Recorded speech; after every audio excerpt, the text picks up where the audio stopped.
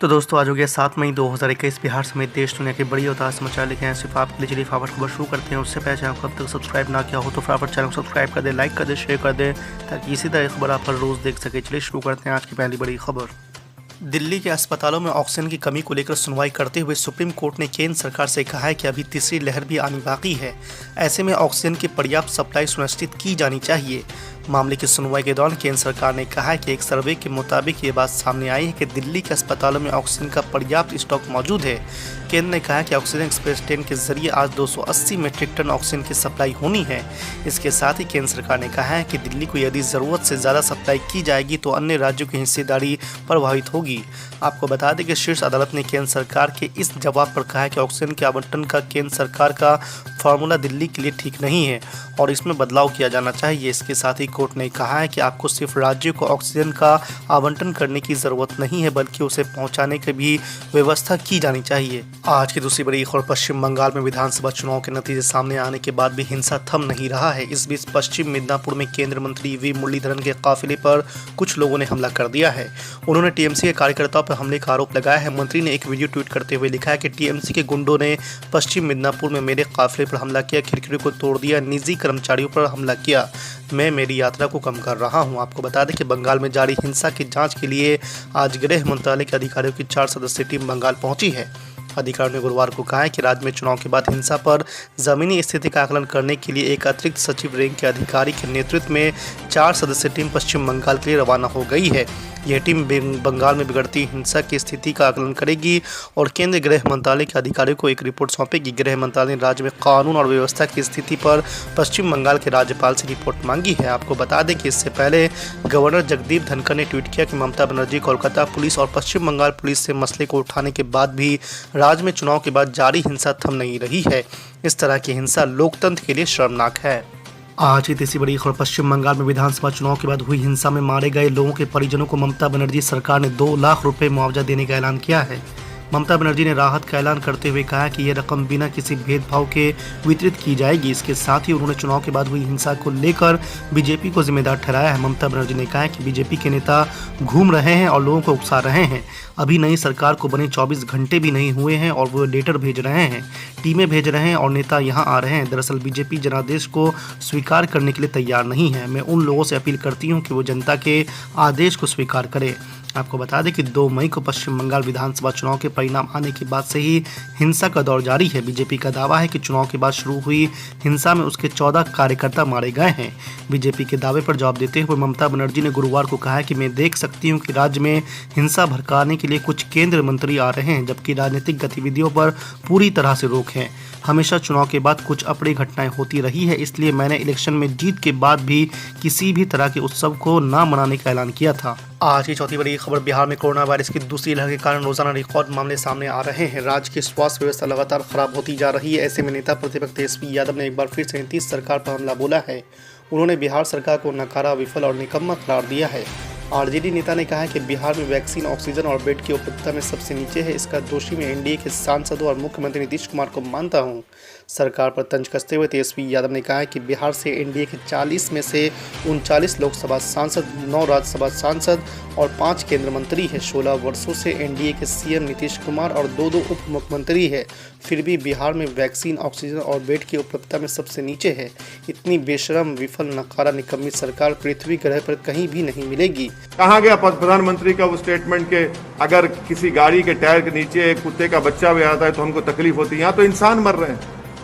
शमशान घाट में जगह नहीं है जलाने के लिए, लकड़ी नहीं है, क्रेमेटोरियम जो गैस के हैं वो खराब हो जा रहे हैं, कब्रिस्तान की जमीनें कम पड़ रही हैं। आखिर क्या हो रहा है हमारे मुल्क में? क्या ये गवर्नमेंट हरकत में आएगी, नहीं आएगी?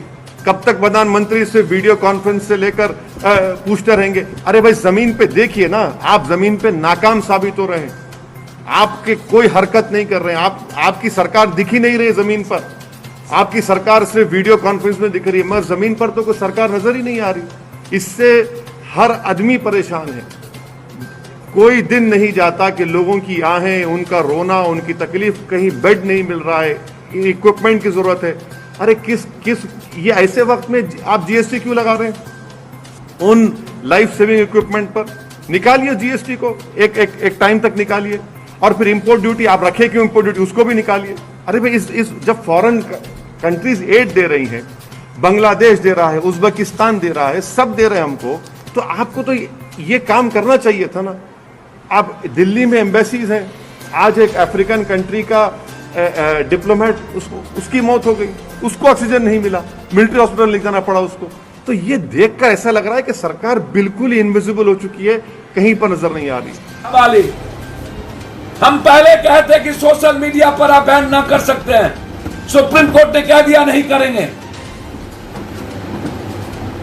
और मैं कंप्लीट रूप से पूरी तरीके से ऑक्सीजन का ब्लैक मार्केटिंग एक आज तक की प्राइवेट अस्पताल में क्या बोल रहे थे, एक आज तक का है, आज तक का अंशु, उसकी मां सख्त बीमार है और उन्होंने 95,000 रुपये में उन्होंने भेजा है, सिर्फ 10 लीटर का एक ऑक्सीजन लिया।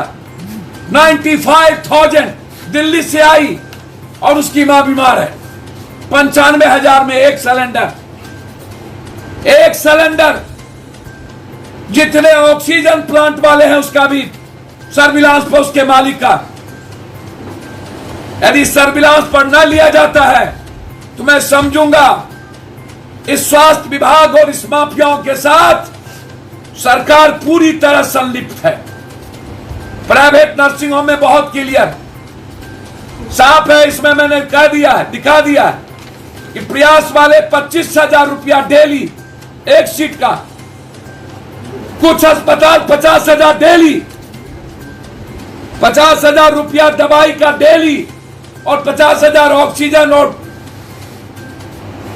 वेंटिलेटर का डेली। 1.5 लाख रुपया एक व्यक्ति का एक दिन में, उससे ऊपर नीचे नहीं।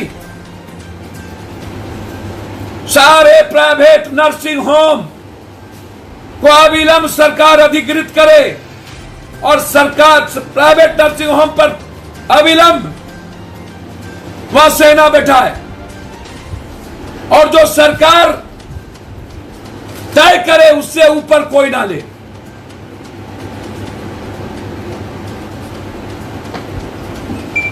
कहां गया 14,000 24,000 रेमडेसिविर,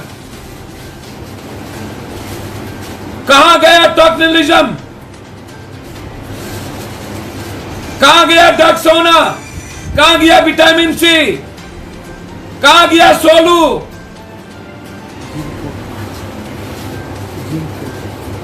कहां गया जिम कोविड।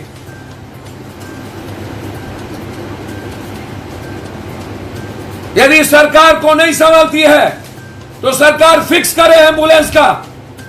पप्पू यादव हर दिन एम्बुलेंस को पैसा देगा और फ्री करे सरकार अभी कोरोना पेशेंट को। मैं मांग करता हूं जितने पैसे एम्बुलेंस में लगेंगे एक दिन का, एम्बुलेंस को सरकार फिक्स करे, मैं उसके अकाउंट में पैसा डालूंगा यदि सरकार नहीं कर सकती है तो आज ही। लेकिन कोरोना पेशेंट के लिए आज मेरे आंखों के सामने मनेर के प्रमुख के हस्बैंड डेथ कर जाते, उसको मुझे रूबन हॉस्पिटल में पैर पकड़ के भर्ती कराना पड़ा। उसकी पत्नी बिलख रही थी,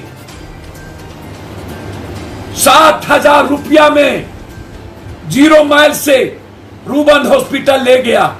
7,000 रुपया, जब तक पैसा उसके अकाउंट में 7,000 नहीं गए तब तक एम्बुलेंस नहीं आया। 7,000 रुपया वो प्रमुख रूबन के आगे रो रही है। जाइए जाइए देखिए आप लोग,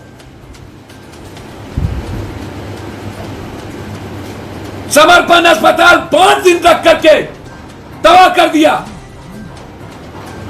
जिंदगी नरक कर दी। कोई डॉक्टर चंदेल है क्या है, जदयू की गाड़ी लगी हुई है उसके आगे में, झंडा नीतीश कुमार जी का झंडा, कोई बोलने वाला नहीं। बारे बा लॉकडाउन लगा करके निश्चिंत हो गए सारे नेता। घर में चोरी और छिनारी अब करेंगे ये लोग, गोरख धंधा करेंगे, मजे लेंगे। जनता को मार देंगे।